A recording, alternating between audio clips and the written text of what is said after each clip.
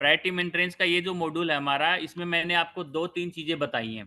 पहली, data input होगा वो कोई सेपरेट मॉड्यूल से नहीं होगा। कई बार यूजर कंफ्यूज रहता है कि सर मुझे प्रायोरिटी मेंटेनेंस का डाटा मैं कहाँ से इनपुट होता है, मुझे इनपुट करना है। आप जो एनएसवी फाइल, आपका मतलब कंसर्न एई जो एनएसवी फाइल अपलोड करता है, उसमें आपके सामने 3 टेम्पलेट होते हैं। कौन कौन से? रफनेस वाला, विजुअल कंडीशन वाला और रूट डेप्थ वाला। ये 3 हैं, रफनेस, रूट डेप्थ और विजुअल कंडीशन। ये 3 टेम्पलेट कंसर्न एई डाउनलोड करता है और उसमें डाटा फिल करता है। रूल्स मैंने आपको बताए हैं कि उसको जो एनएसवी वाले रूल्स हैं वो सारे इसमें फॉलो करने होंगे, कि कॉलम के हिसाब से, वैल्यू के हिसाब से क्या-क्या उनको फॉलो करना है। कोई भी कॉलम को रीनेम नहीं करना है, मर्ज नहीं करना है, डिलीट नहीं करना है या कोई ऐड नहीं करना है एक्स्ट्रा। और उसके बाद में यहाँ से वो अपलोड कर देंगे। अपलोड करने के बाद में रिक्वेस्ट कंसर्न पीआईयू, पीआईयू से रेम सेल। जैसे ही रेम सेल में जाएगी, रेम सेल में जाने के बाद में अकॉर्डिंग टू पैरामीटर्स, चाहे वो हमारा रफनेस हो, चाहे हमारा रूट डेप्थ हो, चाहे हमारा विजुअल कंडीशन हो, तीनों में, तीनों मॉड्यूल में एक लॉजिक हमने इंप्लीमेंट करवाया है कंसर्न डिवीजन ने। कौन सा लॉजिक? मैं बताता हूं आपको। उस लॉजिक के हिसाब से अगर वैल्यू होगी तो प्रायोरिटी मेंटेनेंस में आपका डाटा जाएगा, अदरवाइज नहीं जाएगा। ये आपके सामने एक लॉजिक आ रहा है।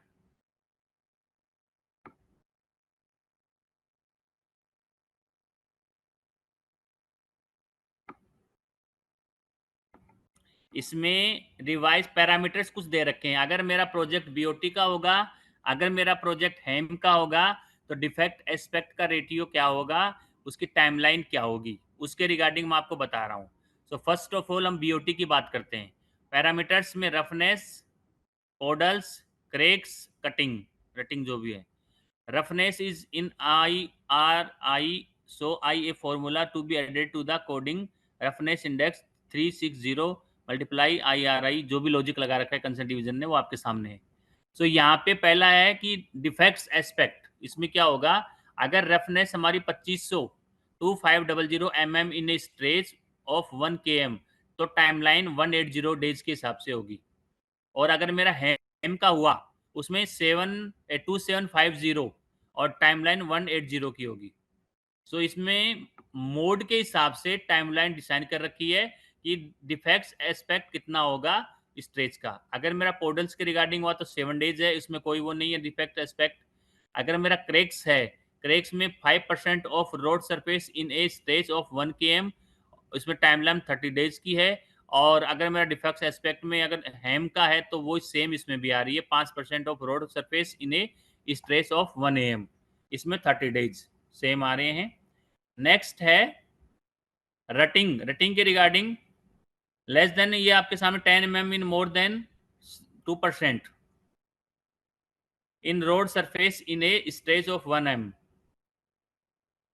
और इसमें 10 mm in more than less than 2% of road surface, इसमें भी 30 डेज। सो इस लॉजिक के हिसाब से आपका प्रायोरिटी मेंटेनेंस वाले मॉड्यूल में डाटा इंसेट होता है। अगर ये पैरामीटर्स जो डिफेक्ट्स एस्पेक्ट में 25 mm के हिसाब से नहीं आ रहे हैं, या फिर 5% रोड सरफेस के हिसाब से 1 km नहीं आ रहा है, या 10 के हिसाब से नहीं आ रहा है, तो उस कंडीशन में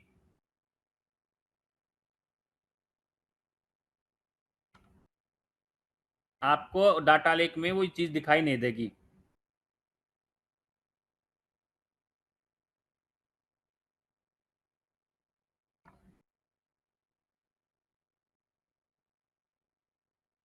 और अगर आपके उस मॉड्यूल में डाटा जा रहा है, इट मीन्स दिस पैरामीटर्स के हिसाब से आपके तीनों टेम्पलेट का डाटा है और अकॉर्डिंग टू दैट उस मॉड्यूल में चला जाएगा। सो ये आपको पता होना चाहिए। अब बात होती है फॉर एग्जांपल कि मैं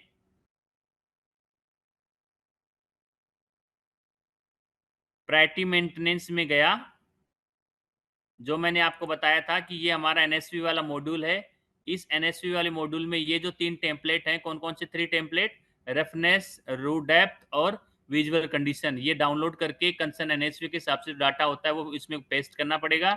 उसके बाद सबमिट किया जाएगा।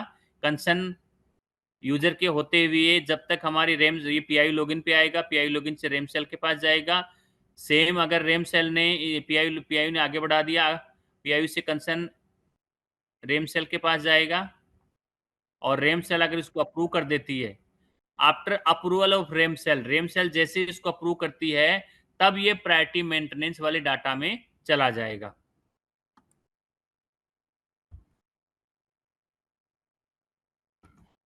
सो यहाँ पे कंसर्न ए प्रायोरिटी मेंटेनेंस, अगर मेरा कंसर्न उसमें चला गया, जैसे ही मेरा डाटा मेरी NSV approve by RAM cell हो गई और मेरे पैरामीटर्स मैच कर गए, मैच करने के बाद में मेरा डाटा जो है वो प्रायोरिटी मेंटेनेंस के मॉड्यूल में चला जाएगा। Maintenance is in scope of AI, किसमें PD/AI receive a email regarding incidence of work, उनके पास में एक मेल आती है, search defects information based of NSV survey to perform maintenance. यहाँ पे उनको पर्टिकुलर यूपीसी चूज करना पड़ता है, बाय डिफॉल्ट यूज आएगा, उसके बाद में डिफेक्ट चूज करने हैं, सबमिट करना है। A/I have to fill details in blank form of NSC priority maintenance details project UPC, select defects type, click submit, remaining field get auto filled. After submission of details, data related to priority maintenance will display in grid. क्या display होगा वो मैं आपको बताता हूँ। जैसे मैं जाता हूँ एक पीआईयू में, ये कंसर्न ए का मैंने लॉगिन किया है, इसमें पर्टिकुलर यूपीसी कोई है नहीं इसमें, क्योंकि ये अंडर कंस्ट्रक्शन का ए ही है। एक मिनट में किसी ओंडम का देखता हूँ। ये ओंडम का आ गया आपके सामने, ये मैंने आपके सामने एक ए का लॉगिन किया है, इसमें मैं प्रायोरिटी मेंटेनेंस पे जाता हूँ।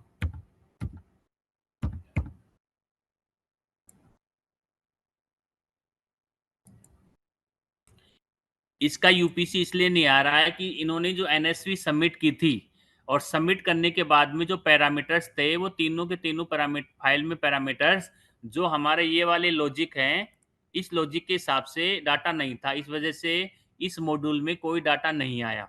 सो यहाँ पे जिस यूजर के पास में यूपीसी शो करता है इट मीन्स वो पैरामीटर्स उसके अकॉर्डिंग हैं, अगर वो नहीं आता है इट मीन्स आपको प्रायोरिटी मेंटेनेंस में कोई काम नहीं करना है। सो ये आपके सामने एग्जांपल है कि यूपीसी इसलिए नहीं दिखा रहा क्योंकि वो इस पैरामीटर के हिसाब से डाटा मैच नहीं कर रहा है, जो लॉजिक है हमारा।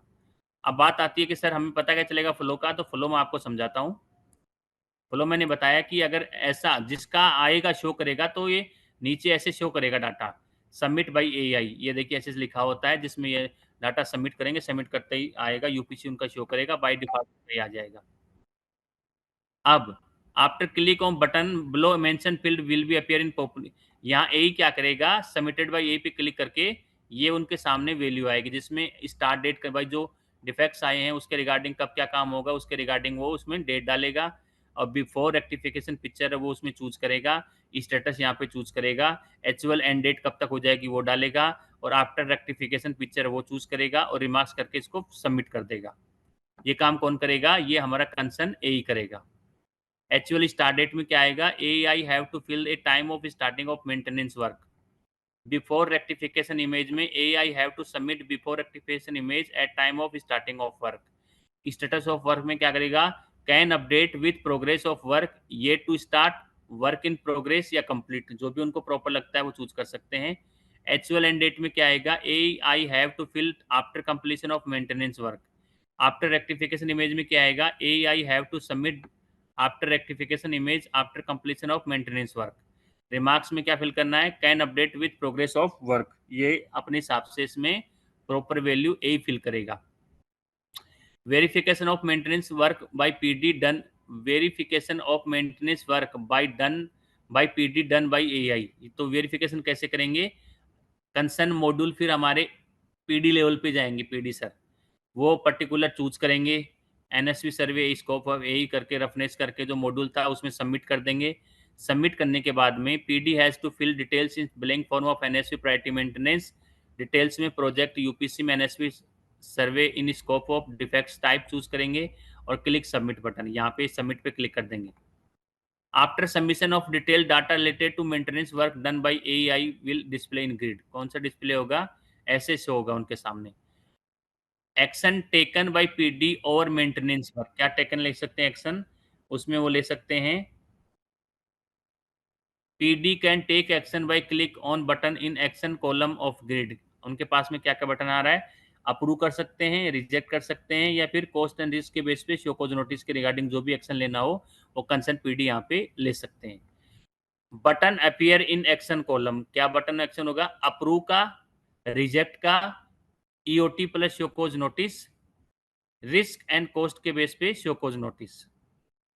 सो for approval of maintenance work के लिए अप्रूव हो जाएगा, रिजेक्ट के लिए for rejection of maintenance work में रिजेक्ट करना है, extension of time of maintenance work for to perform, यहाँ पे वो ले सकते हैं, या remove AI and maintenance work is performed by PD. जो प्रॉपर उनको लेना है वो प्रॉपर लेना है, अप्रूव करना है तो अप्रूव करके ये कर सकते हैं, रिजेक्ट करना है तो रिमार्क्स करके रिजेक्ट कर सकते हैं, और शो कॉज नोटिस करना है तो ये आपके सामने रिवाइज्ड एंड डेट करके रिवाइज्ड एंड डेट सबमिट कर देंगे, और थर्ड है फोर्थ है रिस्क एंड कॉस्ट करना हो तो रिमार्क्स करके सबमिट कर देंगे।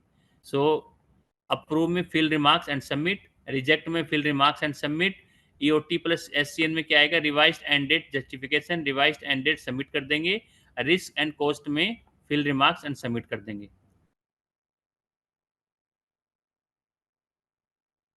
सो यहाँ पे PD have to fill detail in blank form select.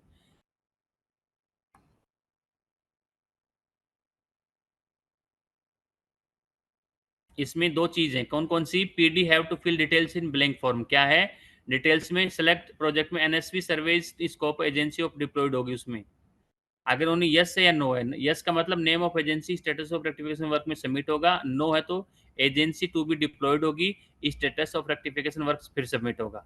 तो दो चीजें आपको ध्यान देनी है कि अगर यस है तो पर्टिकुलर जो ऑलरेडी है वही करेगी, नो है तो पहले हमें लेना पड़ेगा, आफ्टर देन सबमिट करना पड़ेगा।